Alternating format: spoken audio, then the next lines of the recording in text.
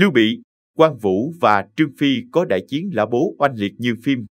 Ba anh em kết nghĩa Lưu Bị, Quan Vũ và Trương Phi hợp sức đánh Lã Bố ở Hổ Lao Quan là một trong những trận chiến kịch tính nhất trong tác phẩm Tam Quốc diễn nghĩa cũng như trên màn ảnh. Thực hư diễn biến trận chiến này đến nay vẫn là điều nhiều người thắc mắc. Trong hồi năm Tam Quốc diễn nghĩa, La Quán Trung viết, Tào Tháo sau khi giết cả nhà Lã Bá Sa thì bỏ trốn, đem hết tài sản trong nhà ra chiêu binh mãi mã. Tào Tháo viết hịch tuyên bố ý định đánh Đổng Trác, phò tá nhà Hán. Các lộ binh mã từ khắp nơi theo về rất đông. Bây giờ Viên Thiệu đang ở Ký Châu, nhận được tờ hịch của Tào Tháo liền đem 3 vạn quân đến hội binh.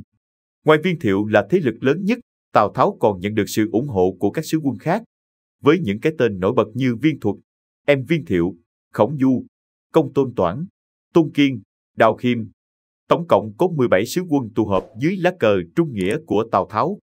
Theo Tam Quốc diễn nghĩa, trong 17 sứ quân, Công Tôn Toản là người nhận được sự góp sức của 3 anh em kết nghĩa là Lưu Bị, Quan Vũ và Trương Phi. Khi Lưu Bị giới thiệu tên họ và dòng dõi hoàng tộc nhà Hán, ông được Viên Thiệu, thủ lĩnh các sứ quân, coi trọng và dành cho một ghế, tính là sứ quân thứ 18. Lưu Bị đến góp sức đánh Đổng Trác nhưng không có binh mã, chỉ dẫn theo 2 em là Quan Vũ và Trương Phi. Trong Tam Quốc diễn nghĩa, có nhiều đoạn Lưu Bị được gọi là Lưu Sứ Quân.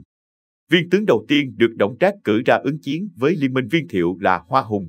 Hoa Hùng đánh đâu thắng đó, liên tiếp trảm các tướng Viên Thiệu phái đi. Chỉ đến khi Quan Vũ ra trận, Hoa Hùng mới bị hạ.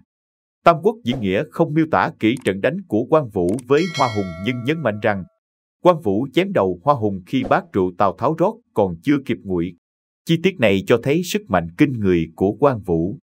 Tuy nhiên, theo Tam Quốc Chí, bộ chính sử thời Hán, Tấn của sử gia Trần Thọ, người đánh bại Hoa Hùng không phải Quan Vũ mà là Tôn Kiên. Nói chính xác hơn, công lao của Tôn Kiên đã bị La Quán Trung cướp đoạt, gán cho Quan Vũ. Tam Quốc Chí chép, năm 191, Tôn Kiên dẫn quân đánh Đổng Trác, bị Trác vây khốn. Kiên cùng mấy chục kỵ binh phá vòng vây thoát được. Kiên ra trận thường đội khăn đỏ. Quân Đổng Trác biết vậy cứ nhằm người đội khăn đỏ đuổi giết. Kiên tháo khăn đỏ lệnh cho tướng dưới quyền là Tổ Mậu đổi vào. Tổ Mậu bị truy giết, tháo khăn ra treo lên cây cột mà trốn được.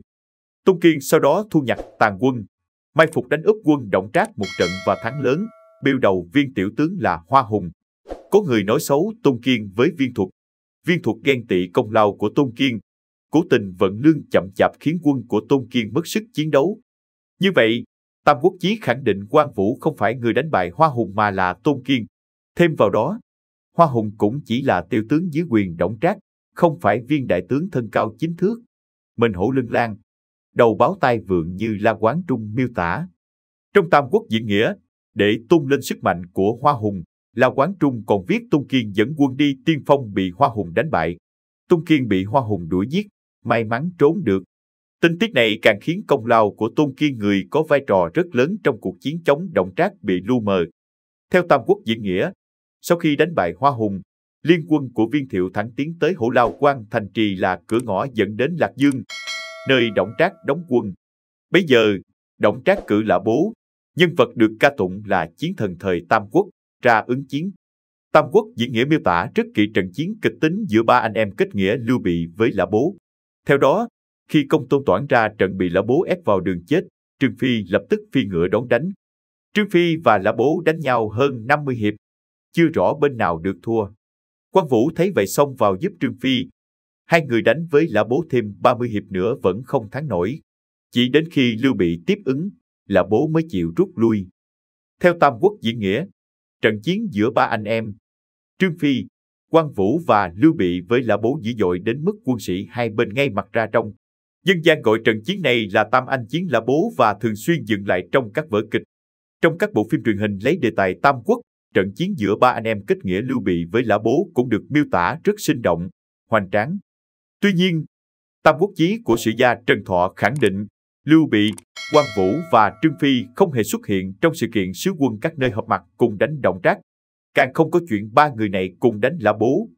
Tam Quốc Chí chép, năm 190, Thái Tổ, Tào Tháo, về quê, đem gia sản mộ binh đánh Đổng Trác. Cùng khởi binh đánh Đổng Trác với Tào Tháo còn có Viên Thiệu, Viên Thuật, Khổng Du, Trương Mạc. Trong đó, Viên Thiệu là thế lực lớn mạnh nhất nên được tôn làm thủ lĩnh các sứ quân, Tào Tháo xếp vị trí thứ hai. Tháng 2 phần 191, Đổng Trác hay tin binh mã các nơi nổi dậy, bèn ép vua dời đô từ Lạc Dương đến Trường An. Tào Tháo thúc giục các sứ quân đuổi đánh, nhưng ai cũng ngại Đổng Trác quân đông nên không dám tiến. Tào Tháo một mình cất quân đi đánh Đổng Trác liền gặp tổn thất rất lớn. Cũng từ sau lần liên minh này, Tào Tháo sinh ra căm ghét Viên Thiệu. Tháng 5 phần 192, Đổng Trác mâu thuẫn với Lã Bố, bị quan tư đồ nhà Hán là Vương Doãn và Lã Bố lập mưu giết chết. Liên quân chống Đổng Trác vì thế cũng tan vỡ. Ai cũng mưu cầu lợi ích riêng, từ đó dần định ra cục diện cát cứ phân tranh thời Tam Quốc. Theo Tam Quốc chí, Lưu Bị cũng khởi binh đánh Đổng Trác nhưng sớm thất bại. Thế lực của Lưu Bị nhỏ yếu, phải nương nhờ Công Tôn Toản. Sau khi Đổng Trác bị diệt, Công Tôn Toản dâng tấu xin cho Lưu Bị chức biệt bộ tư mã, đem quân đến Thanh Châu chống lại Viên Thiệu. Tam Quốc chí không ghi nhận Lưu Bị là một cánh quân trong liên minh chống Đổng Trác do Tào Tháo và Viên Thiệu dẫn đầu. Có thể nói, thời điểm binh mã các nơi tụ họp đối phó với Đổng Trác, Lưu Bị chỉ là một nhân vật tầm thường. Không có chuyện Lưu Bị được trọng vọng, cho ngồi ngang hàng với các thủ lĩnh như Tào Tháo, Viên Thiệu như Tam Quốc diễn nghĩa mô tả. Như vậy, trận Hổ Lao Quan và trận kịch chiến giữa ba anh em kết nghĩa Lưu Bị với Lã Bố hoàn toàn là sự hư cấu của La Quán Trung. Theo Tam Quốc chí, Lã Bố cùng Đổng Trác dời đô đến Trường An, không có nhiều vai trò trong sự kiện liên quân do Viên Thiệu dẫn đầu đánh Đổng Trác. Ở Trường An, Lã Bố giết Đổng Trác, bị hai tướng dưới quyền Đổng Trác là Lý Thôi, Quách Dĩ đánh báo thù. Lã Bố bỏ chạy khỏi Trường An, nương nhờ nhiều thế lực như Viên Thục, Viên Thiệu, Trương Mạc cùng đối phó với Tào Tháo.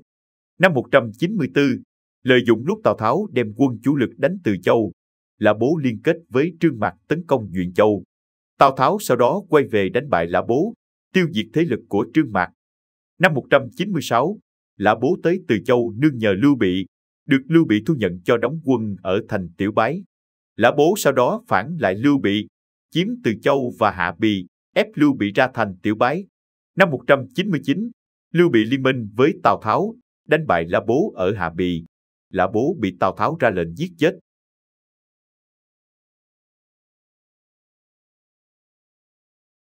Video chúng tôi đến đây là kết thúc. Cảm ơn tất cả các bạn đã quan tâm tới Xe Hay V88 và theo dõi video của chúng tôi. Đừng quên like, share và đăng ký kênh. Đặc biệt đừng quên bật chuông để theo dõi những video khác nhanh nhất. Một lần nữa xin cảm ơn tất cả các bạn.